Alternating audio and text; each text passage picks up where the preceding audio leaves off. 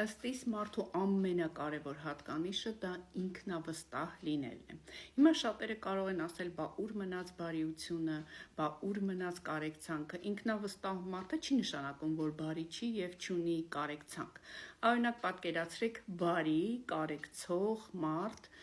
բայց չունի ինքնավստահություն։ Ինչ ասա նշանակում, որ նա կարող է շատ տաղանդավոր է, շատ խելացի է, բայց այդպես էլ իր տաղանդը եւ խելքը չի դրսևորվի, որովհետեւ նա ամանչկոտ է եւ անինքնավստահ է։ Այդ դեպքում ում են պետք իր այդ հատկանիշները, հա, նա անգամ կամանչի ինչ որ մեկին մոտենալ, լավություն անել։ Իսկ ինքնավստահ մարդը անգամ եթե այդքան տաղանդավոր չի, անգամ եթե այդքան խելացի չի,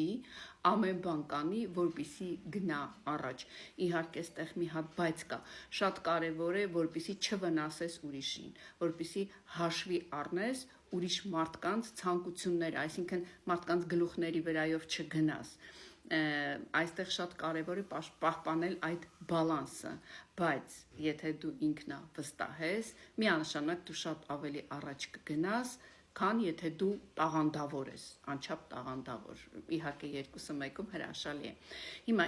ինչու է մարդը դառնում անինքնավստահ, որովհետև նրան փոքրուց ասում են դու պետք է լինես շատ լավը, այ երբ որ քեզ նեղացնում են դու բանի տեղ մի դիր, դու մի իջիր մակարդակին, հա, որպես կանոն դա լինում է ինտելիգենտ ընտանիքներում, այլ ամոթ է այսպիսի քայլ անել, այդպիսի ընտանիքներում շատ մեծ ուշադրություն են դարձնում էտիկետին, իսկ էտիկետը երբ որ չափից ավելին է, դա միանշանակ կործանում է մարդուն, հա, այսինքն ի վնաս քեզ ինչ որ նորմեր անես, ինչ է թե ուրիշների աչքին լավը երևաս, դե բայց Աստված մեզ տվել է շատ մեծ նվեր,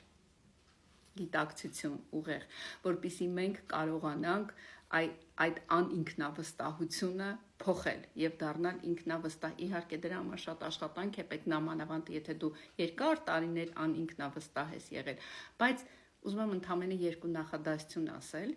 Նախ միշտ հիշի, որ Աստված չունի ֆավորիտներ, Աստծո համար մենք բոլորս նույնն ենք եւ եթե ինչ որ մեկը կարողացել է, կկարողանաս նաեւ դու։ Ուրեմն հենց այս վարքյանից սկսած աշխատիր քո վրա, ինքնավելուծություն արա եւ դարձիր ինքնավստահ։ Ես իհարկե վստահ եմ, որ դու կարող ես։